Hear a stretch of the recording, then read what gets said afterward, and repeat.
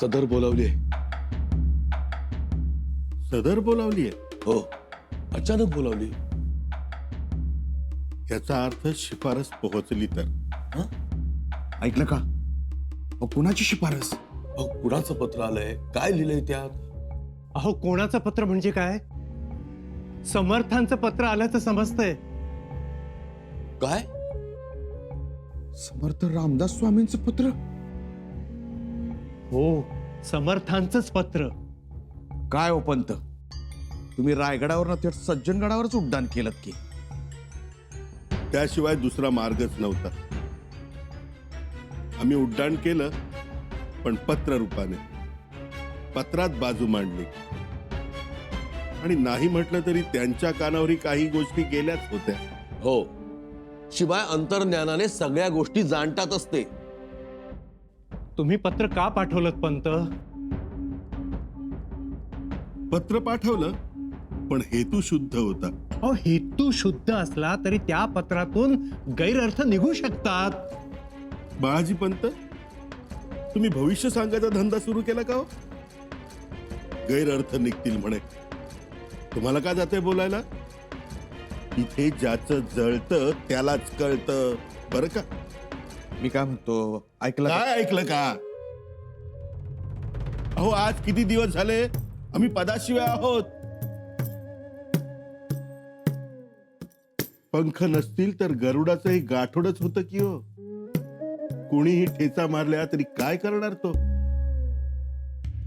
अख्खा आसमान नजरेत भरून घेणारा तो पक्षीराज, पण घायाळ होतो ना, तसं झालंय आमचं.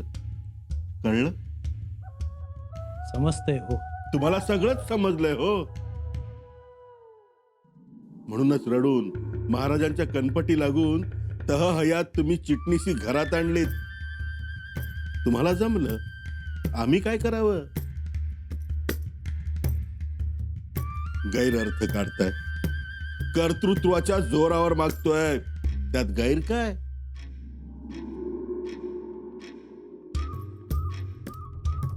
दादासाहेबांना नामोहरम करायचं, अशाने साधणारे काय साधतात? तसं काहीही नसेल.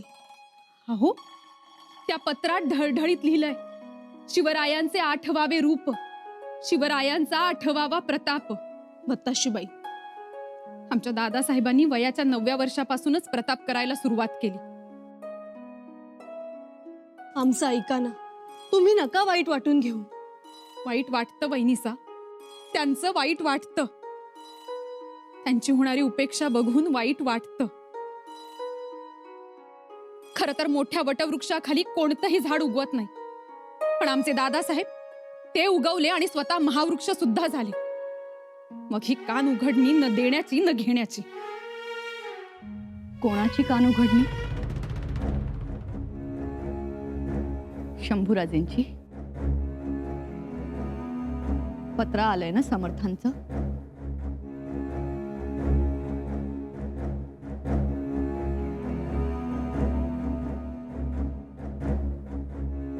हो मातोश्री. काय लिहिलं असेल हो त्यात? कारभाऱ्यांना सुखी करून सोडा आणि आबासाहेबांसारखं वागा, असा मजकूर आहे पत्रात.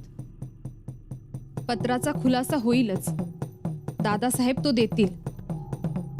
परंतु एक मोठी उत्सुकता होती. विचारू? कशाबद्दल? काही दिवसापूर्वी तुम्हाला अनाजीपंत भेटले होते. काय म्हणाले? जबाबदारी हवी त्यांना, पद हवंय, शिफारस करा असं म्हणत होते. तुम्ही नकार दिला असेल. हो, आम्ही नकारच दिला, पण तरीही ते शंभूराजेंवर दबाव आणणार असं म्हणत होते. असं काय झालं? काही नाही मातोश्री, परंतु दादासाहेबांवर त्यांनी दबाव आणायला सुरुवात केली तर, म्हणजे समर्थांचे पत्र हा त्या अनाजी पंतांच्या कूटनीतीचाच एक भाग असावा. अहो, समर्थ संत पदास पोहोचले. ते कशाला याद पडतील? कदाचित त्यांना खऱ्या राजकारणाची माहिती नसणार. तसंच असेल. समर्थांच्या पासून काही गोष्टी लपवल्या असणार. किंवा हे पत्र एक योगायोगही असू शकतो. ते कळेल लवकरच. आज लय तातडीनं सोत्रीवर बोलावलं जी महत्वाचं काम असणार. त्याशिवाय एवढ्या तातडीनं बोलवायचे नाही. अनाजी पंतांनाही बोलवलंय. या अण्णाचे पंत आला काय ह्याच्या मागं 12 भानगडी अशा चौकरू उधळत येत्या. त्यांचीच काहीतरी गडबड असणार. या या या अण्णाचे पंत या. आज लय नटून तटून आलाय. काय सारवा सारव करायचा विचार आहे होय? मला काय करायची आहे सारवा सारव? आणि प्रत्येक वेळी तुम्ही आमच्याकडे का बोट दाखवता? नाही नाही, बोट दाखवतो असं काही नाही. पर हल्ली गडावर तुमच्यामुळे लय गोष्टी घडायला लागल्यात. म्हणजे संशयाच्या धारेवर आम्हीच कायम. संशयाच्या धारेवर तर आपण सगळेच जण आहोत.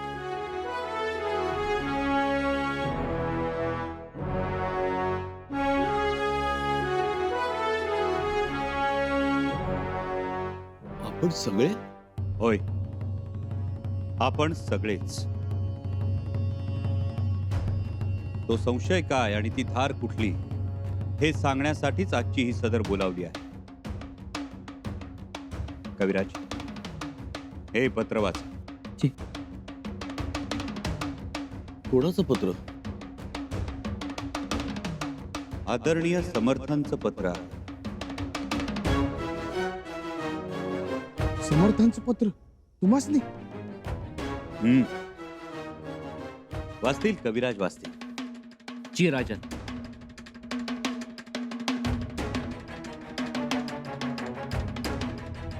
श्री रघुवीर कृपा विराजते, सकळ गुणमंडित राजश्रिया विराजित चिरंजीव संभाजी राजियांसी अखंड सावधान असावे, दुष्चित कदापि नसावे. तज विजा करीत बैसावे एकांत स्थळी, काही उग्र स्थिती सोडावी, काही सौम्यता धरावी, चिंता परावी लागावी अंतर्यामी. मागील अपराध क्षमावे, कारभारी हाती घ्यावे, सुखी करुनी सोडावे कामाकडे.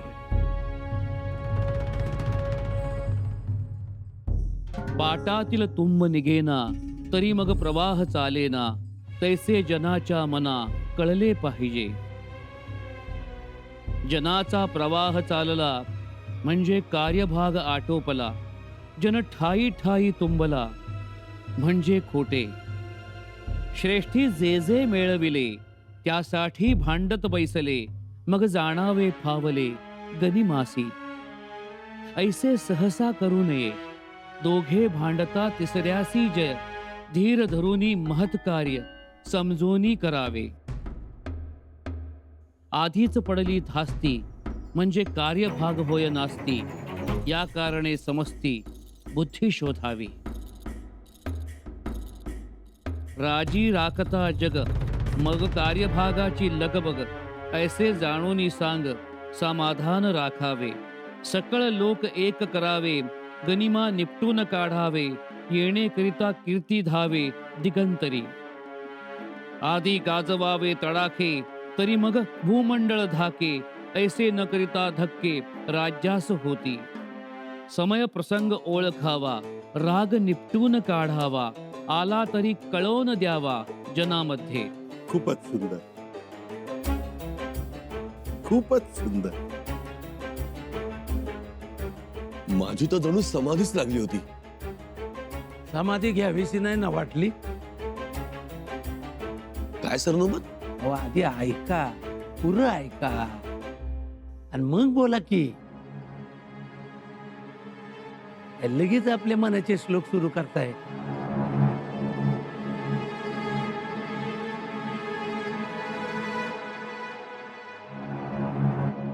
राज्यामध्ये सकळ लोक सलगी देऊनी करावे सेवक, लोकांचे मनामध्ये धाक उपजोची नये.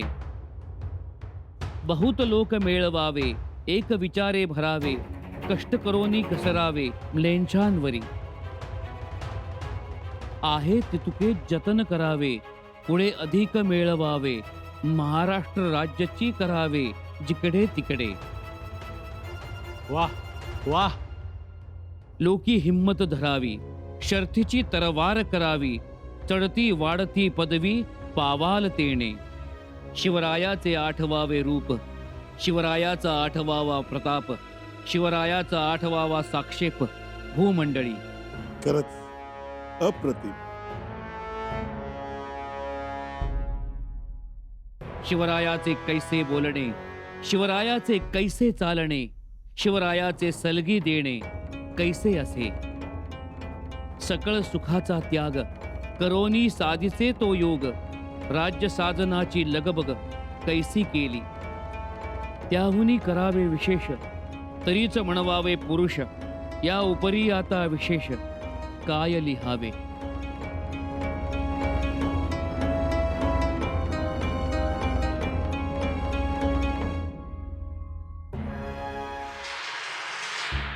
कसं वाटलं पत्र, रावजीना? पत्र नव्हे, समर्थांचा उपदेशच आहे हा. मला तर वाटतं की महाराजांची शिकवण आठवावी असा सल्लाच दिलाय समर्थांनी. हो, हे सल्ला उपदेशाच्याही पलीकडचे आहे. म्हणजे स्पष्ट बोललो तर माफी द्याल. बोला अनाजी पंत. हे पत्र जेवढा उपदेश आहे त्याहूनही जास्त कान उघडणी आहे. कान उघडणी? कुणाची कान उघडणी? कोणाची? पत्र कोणाच्या नावाने आहे? अनाजी पंत, पत्र ही कायम कर्त्याच्याच नावानं येतात जातात. पण या पत्रातला मजकूर कुणासाठी आहे? कोणासाठी? अनाजी पंत, अहो हे पत्र पाठवून समर्थांनी मोठाच उपकार केलाय आमच्यावर. त्यांनी आमच्या कामाचं कौतुक केलंय आणि आमच्याकडे काहीतरी मागितलं. आणि हे सगळं तुमच्यामुळे. आमच्यामुळे?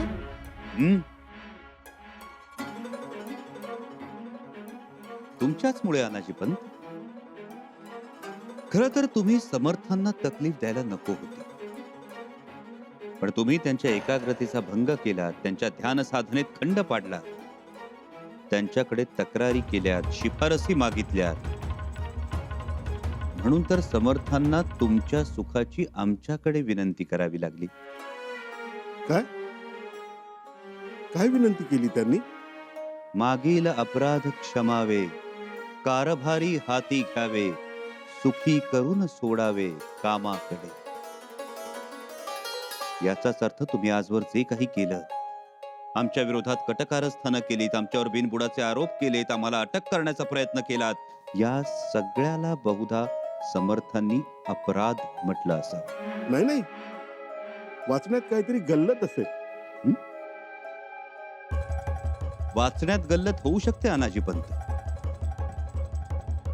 लिहिण्यात तर होणार नाही ना.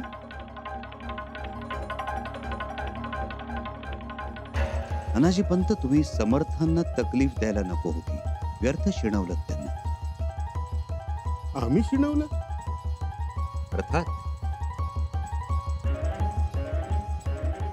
म्हणून तर समर्थांनी लिहिलं ना, कारभाऱ्यांना पुन्हा कामावर घ्यावं आणि सुखी करून सोडावं. खरंच आहे. आम्ही समर्थांच्या शब्दाबाहेर जाणार नाही.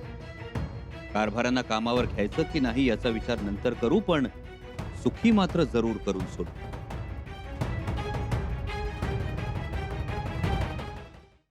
बाळाजी काका, समर्थांना पत्र लिहा. त्यांना म्हणावं, आपण सद्गुरु स्थानी आपला शब्द आम्ही जीवे मोलानं सांभाळू, सर्वांपासून अखंड सावधानही राहू, राग सोडून शीतलता धारण करू, आपण चिंता करू नये. एवढंच नाही तर स्वराज्याच्या पाटातील कटकारस्थानांचे तुंब काढू, पूर्वीप्रमाणेच प्रवाह चालवू, त्याचबरोबर गनिमासही निपटून काढू. आपण काळजी करू नये. काही कमी जास्त लागल्यास अवश्य कळवावे, परंतु ध्यान साधनेत खंड पडू देऊ नये. चाफळच्या मठास आमचे संरक्षण तर आहेच, त्याच बरोबरीनं श्रीराम जन्मोत्सवासाठी धान्य आणि रोख रक्कम सरकारातून देत आहोत. बहुत काय लिहिणं. आशीर्वाद असावा, कृपादृष्टी राहा. बाळाजी काका, या आशयाचं पत्र लिहून पाठवा. हो. आणि शिवरायांचं 8वे रूप लिहिलंय ते.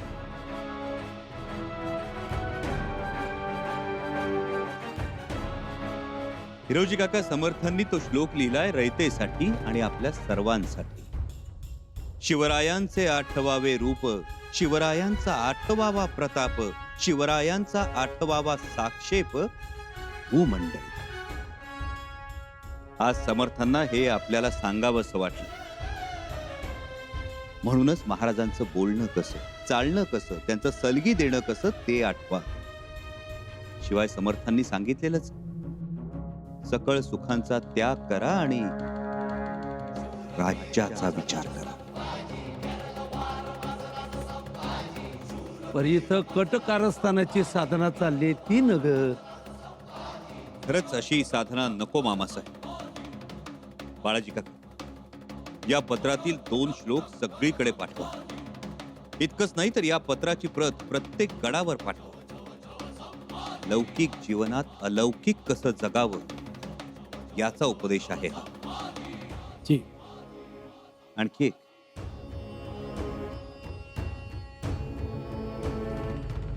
अनाजीपंत, आमची तुम्हाला एक विनंती आहे. यापुढे कोणत्याही संत महात्म्याला अशा रीतीनं भरीस पाडू नका. तुमचं कर्तृत्व आम्ही जाणून आणि चोखून आहोत. त्यामुळे कोणाला काय जबाबदारी द्यायची ते आम्ही ठरवू, पण योग्य वेळी.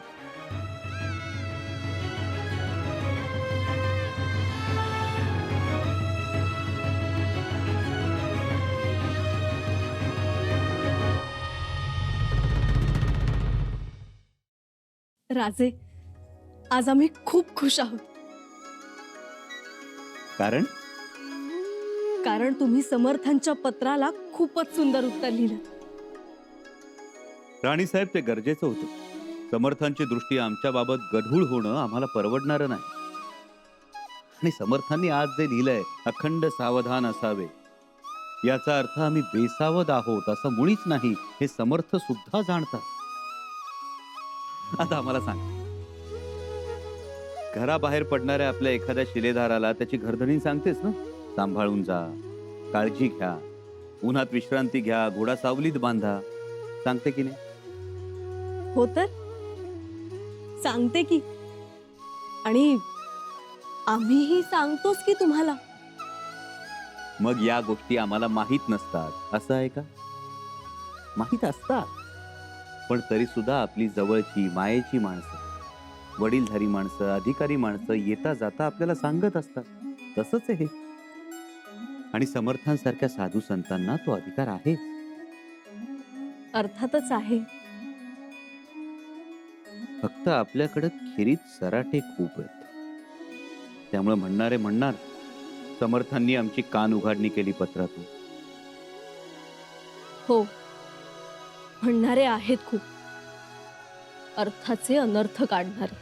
आणि तुम्ही बारकाईनं जर हे पत्र वाचलं तर तुमच्याही लक्षात येईल, हे पत्र कुणा एकासाठी नाही, सगळ्यांसाठी आहे, आपल्या सगळ्यांसाठी. कारण सर्वांनीच आबासाहेबांचं रूप आठवलं पाहिजे, त्यांचा साक्षेप आठवला पाहिजे, त्यांचं चालणं बोलणं सलगी देणं आठवलं पाहिजे. हा, पत्रातल्या कारभाऱ्यांविषयीच्या 4 ओळी मात्र शिफारसीच्या आहेत. हरकत नाही. म्हणजे समर्थांच्या म्हणण्यानुसार तुम्ही कारभाऱ्यांना क्षमा करणार तर? समर्थांनी सल्ला तर दिलाय, मागील अपराध क्षमावे, कारभारी सुखी करून सोडावे. याचा अर्थ या अगोदर तुमच्या मनात हे नव्हतं तर? तसं नाहीयेच. आम्ही सगळ्या शक्यता पडताळून पाहत होतो, सगळ्या बाबींची खात्री करून घेत होतो. म्हणून तर कारभाऱ्यांना इतके दिवस कारभारातून दूर ठेवलं होतं आम्ही. पण सरते शेवटी स्वराज्याचा कारभार सुरळीत चालणं महत्वाचं. घेऊ, कारभाऱ्यांना पुन्हा कारभारात सामावून घेऊ. पण यापुढे मात्र कारभाऱ्यांची जबाबदारी मोठी असेल. कारस्थान न करता राहण्याची, स्वराज्याच्या पाटातील तुंब न होण्याची. आणि जर का कारभारी पुन्हा पाटातले तुंब झाले तर मात्र त्यांना दयामाया नाही.